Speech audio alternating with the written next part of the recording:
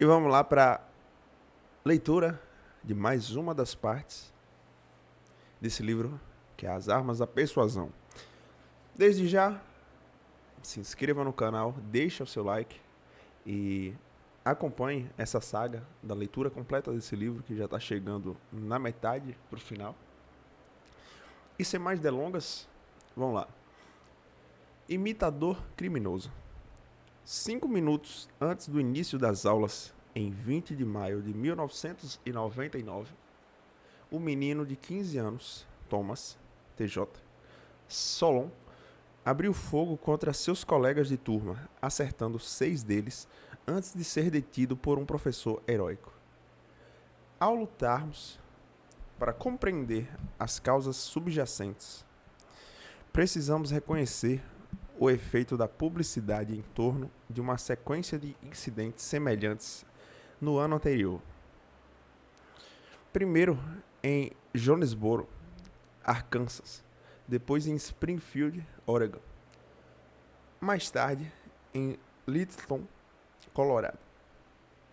E por fim, apenas 2 dias antes, em Taber, Alberta, respondendo à pergunta de por que os estudantes perturbados vinham subitamente se tornando homicidas na escola. Um de seus amigos declarou: garotos como TJ estão vendo isso e ouvindo isso o tempo todo agora. É a nova saída para eles. Eventos dessa magnitude demandam análises e explicações. Alguns pontos em comum precisam ser identificados para se entender o fenômeno. No caso de assassinatos no local de trabalho, pesquisadores observaram que, com frequência, estes ocorriam em escritórios de agências dos Correios dos Estados Unidos. Assim, a culpa foi lançada sobre a tensão intolerável do ambiente postal americano. Quanto aos assassinatos nas escolas, os comentaristas observaram um estranho ponto em comum. Todas as afetadas se situavam em comunidades rurais ou suburbanas, e não nas áreas barra pesada dos bairros urbanos pobres. Como consequência, a mídia nos alertou para as tensões intoleráveis de crescer numa cidade pequena ou no subúrbio. Segundo esses relatos, os fatores estressantes dos ambientes postais e da vida na cidade pequena dos Estados Unidos geraram as reações explosivas daqueles que trabalhavam e moravam lá. A explicação é simples. Condições sociais semelhantes geram reações semelhantes.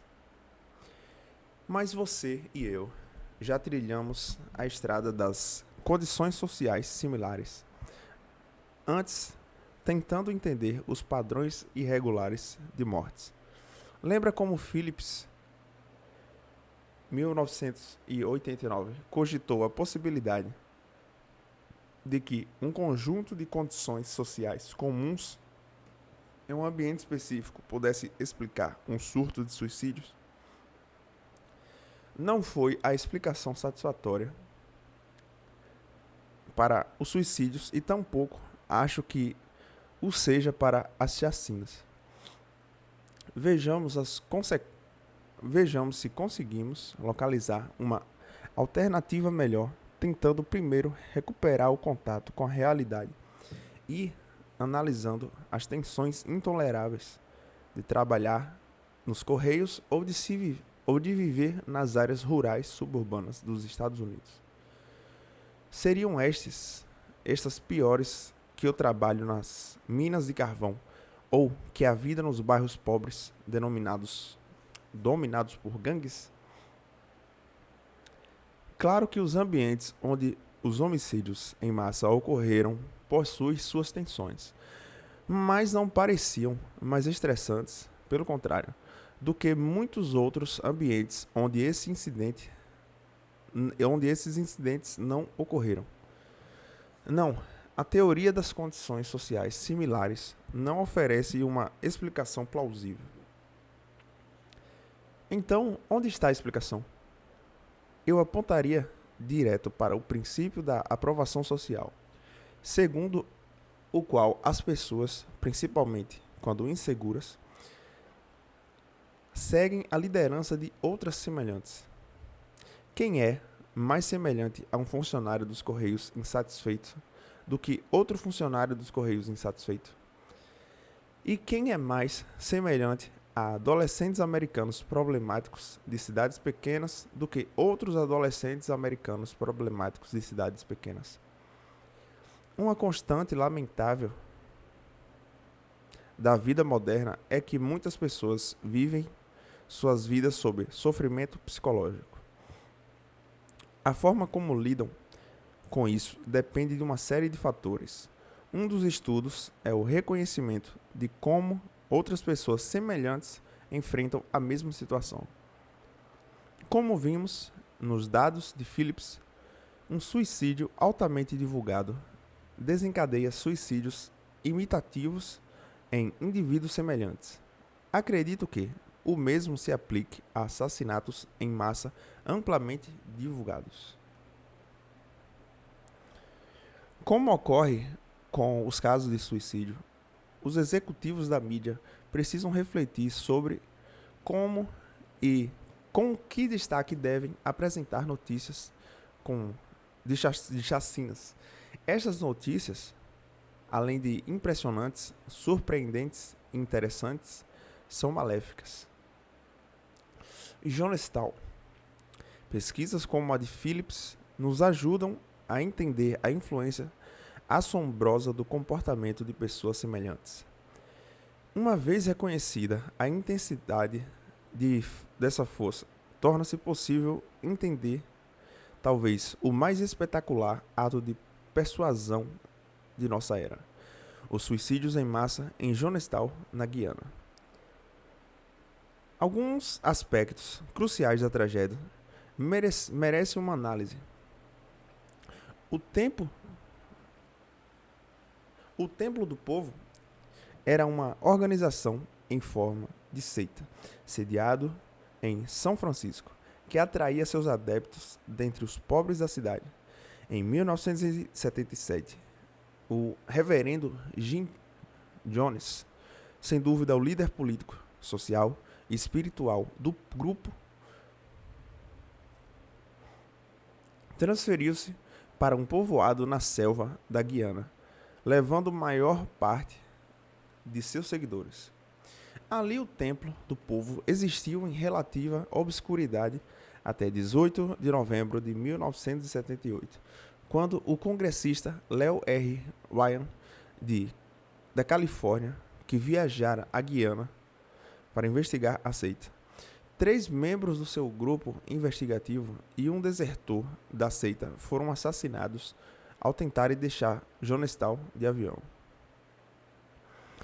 Convencidos de que seria preso e implicado nos assassinatos, o que seria fatal para o Templo do Povo, Jones tentou controlar a extinção do templo à sua própria maneira.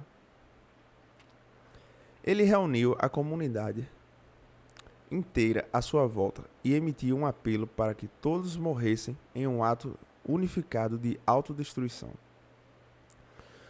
A primeira reação foi a de uma jovem que calmamente se aproximou do agora famoso tanque com veneno sabor morango, ministrou uma dose ao seu bebê, uma a si próprio e depois sentou no chão do terreno, onde ela e seu filho morreram em convulsões após 4 minutos.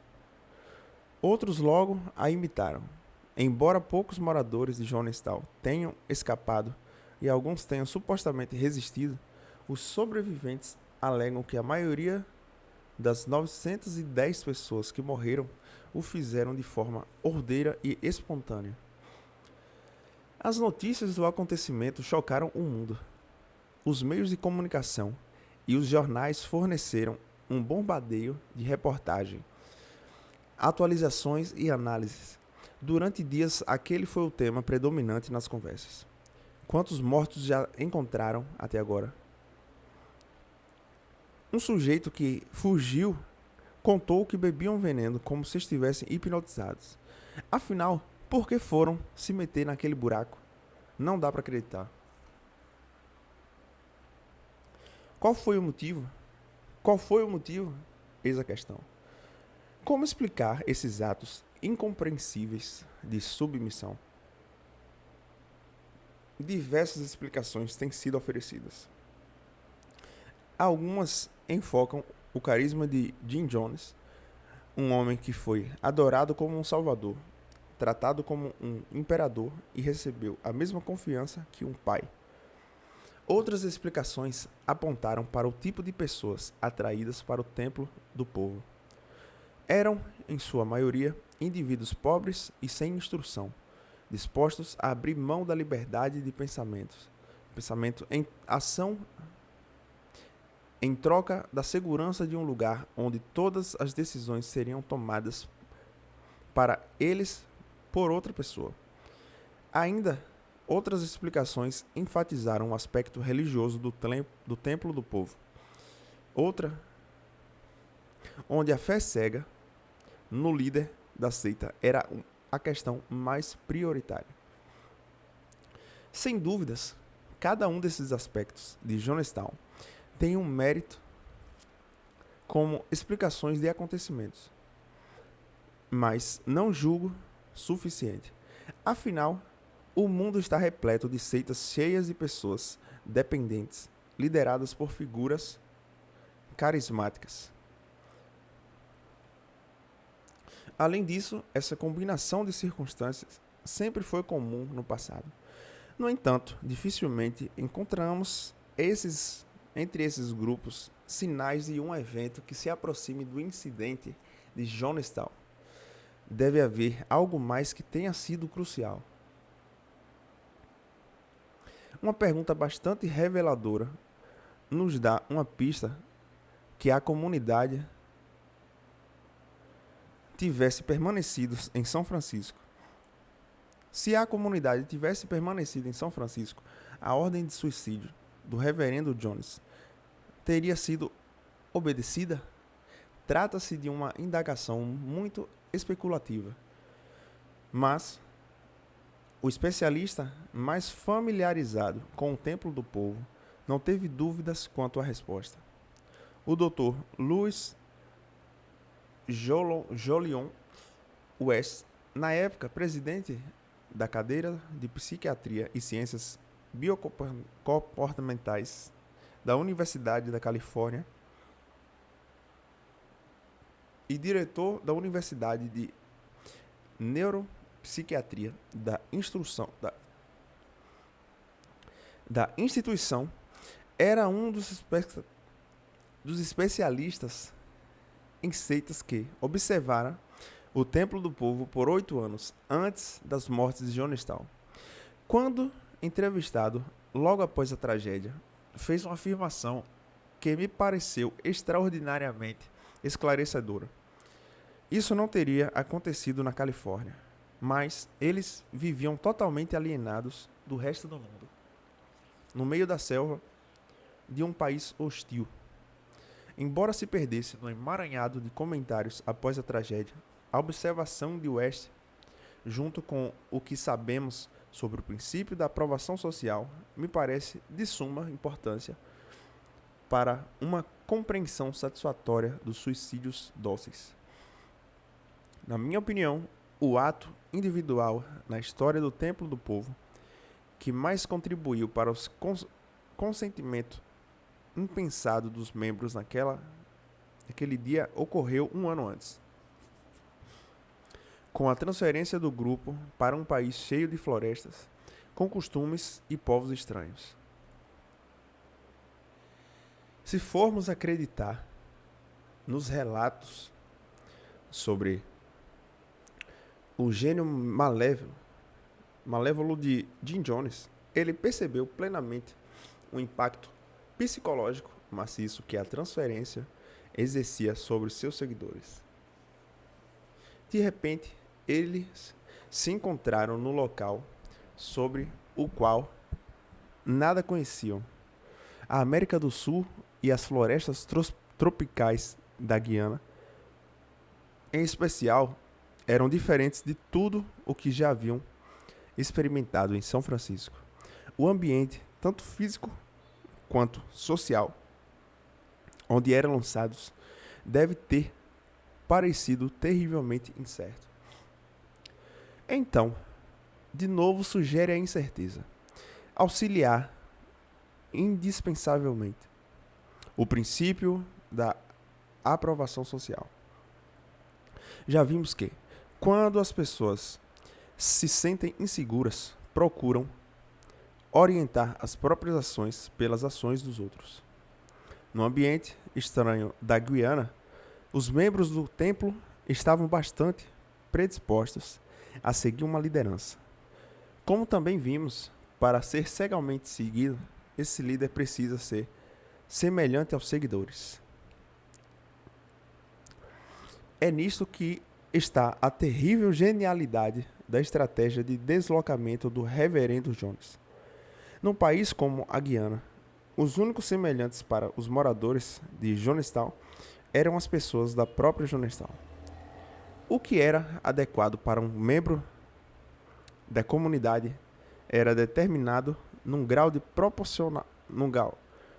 desproporcional pelas ações e crenças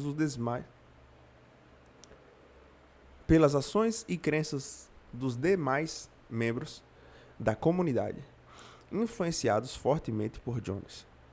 Vista sobre essa luz, a ordem terrível, a ausência de pânico e a sensação de calma com que aquelas pessoas cegamente se dirigiam ao tanque de veneno e as suas mortes se tornaram mais compreensíveis. Elas não haviam sido hipnotizadas por Jones. Tinham sido convencidas, em parte por ele, mas ainda mais pelo princípio da aprovação social. De que o suicídio consistiria? A conduta certa. A incerteza que sentiram após ouvirem pela primeira vez a ordem de se matarem deve ter feito com que olhassem ao redor em busca de uma definição da reação apropriada. Vale a pena observar que essas pessoas encontraram dois exemplos impressionantes de aprovação social, ambos apontados na mesma direção. O primeiro foi o grupo inicial de seus compatriotas que, rapidamente e de bom grado, tomou o veneno. Sempre haverá alguns desses indivíduos fanaticamente obedientes em qualquer grupo dominado por um líder forte. Se nesse caso haviam sido instruídos de antemão para servirem de exemplo, ou se forem naturalmente os mais obedientes ao desejo de Jones, é difícil saber. Não importa, o efeito psicológico das ações daqueles indivíduos deve ter sido potente. Se suicídios de pessoas semelhantes no noticiário conseguem influenciar estranhos a se matarem, imaginem o poder maior de convencimento de um suicídio realizado sem hesitação por um vizinho num local como Jonestown. A segunda fonte de aprovação social veio das reações da própria multidão. Diante das circunstâncias, acredito que o que ocorreu foi um caso em grande escala do fenômeno da ignorância pluralista. Cada morador de Jonestown olhou para as ações dos indivíduos ao redor a fim de avaliar a situação e, acalmando-se, porque todos os demais também estavam discretamente avaliando em vez de reagir. Concluiu que beber o veneno, quando chegasse a sua vez, era a conduta correta. Essa aprovação social equivocada, mas mesmo assim convincente, deveria resultar exatamente na tranquilidade assustadora do grupo que aguardou, nas florestas da Guiana, a morte eficiente.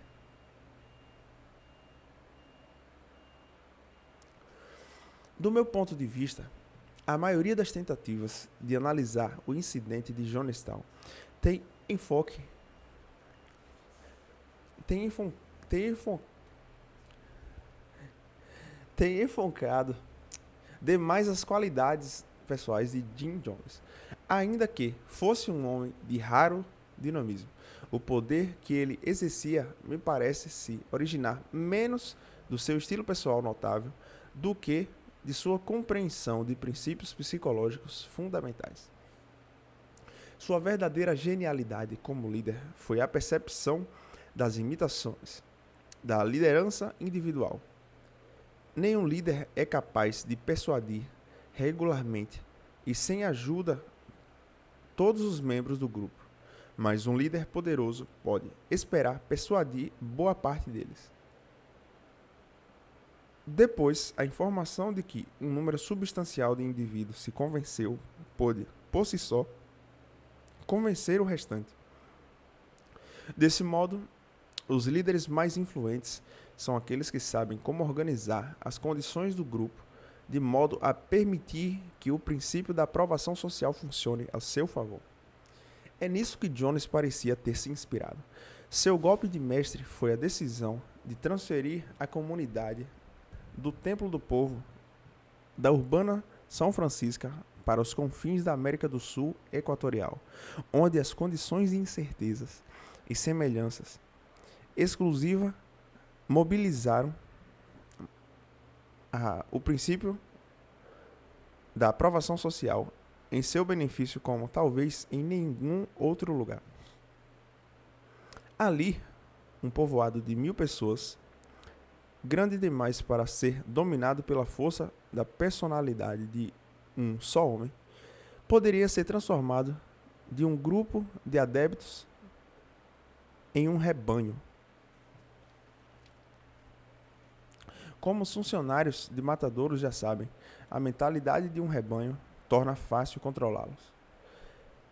Basta fazer com que alguns membros sejam caminhados na direção desejada, que os outros, reagindo menos ao animal líder do que aqueles imediatamente à sua volta, se submeterão de forma pacífica e mecânica. Os poderes do incrível Reverendo Jones, então, provavelmente são mais bem compreendidos, não em termos do seu estilo pessoal dramático, mas de seu conhecimento profundo da arte do jiu-jitsu social. Defesa. Comecei este capítulo com um relato da prática relativamente inofensiva da trilha de risadas e passei para casos de assassinatos e suicídio. Todos explicados pelo princípio da aprovação social. Como achar que é possível nos defender contra uma arma de influência que permeia uma gama tão vasta de comportamentos? A dificuldade é aumentada pela percepção de que, na maior parte das vezes, não queremos nos proteger contra as informações que a aprovação social fornece. Os sinais que nos oferece sobre como devemos agir costumam ser válidos e valiosos. Com ela, podemos enfrentar, com confiança, um seminúmero de decisões sem precisar investigar os prós e os contras detalhados de cada uma. Nesse sentido, o princípio da aprovação social nos equipa com um tipo maravilhoso de piloto automático. No entanto, existem problemas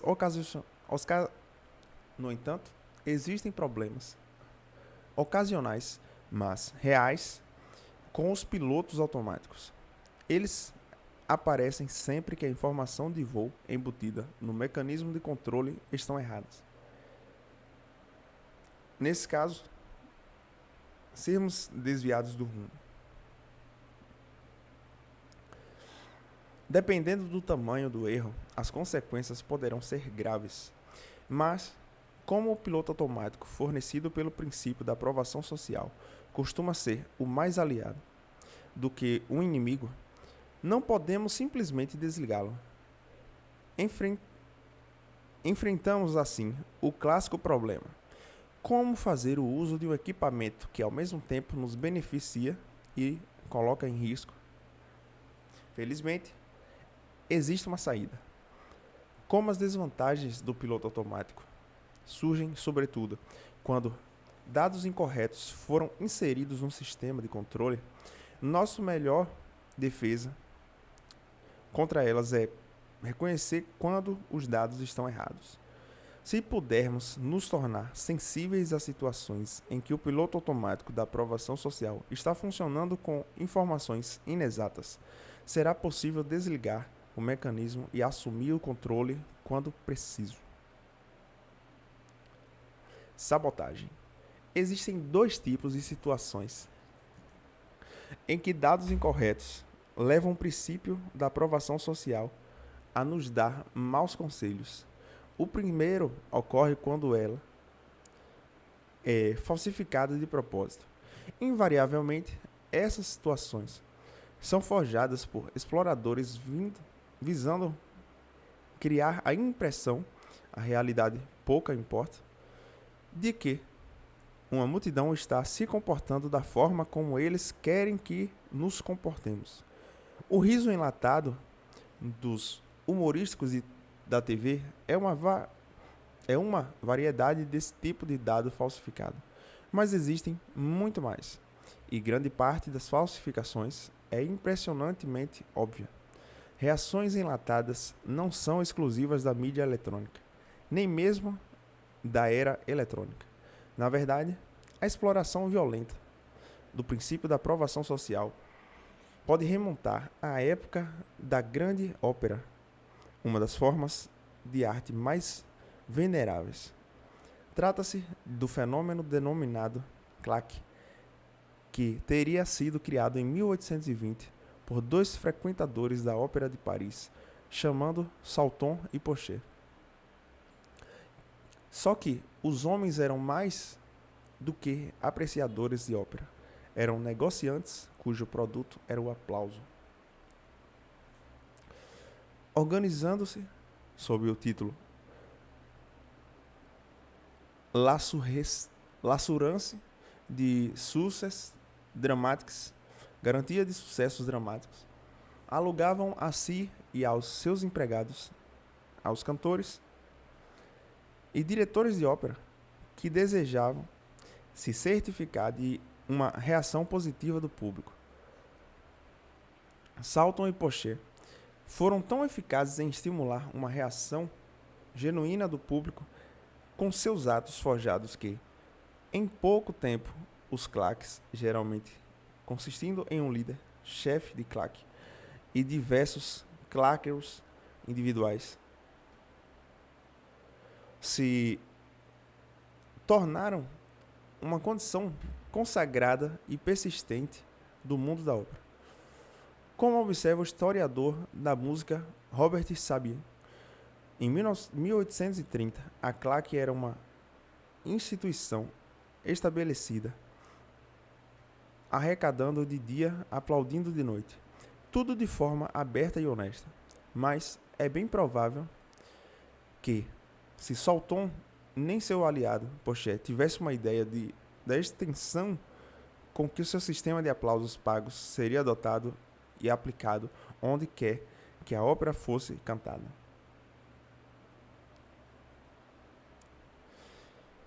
E essa foi a leitura de hoje. A gente vai parar por aqui. Exatamente aqui.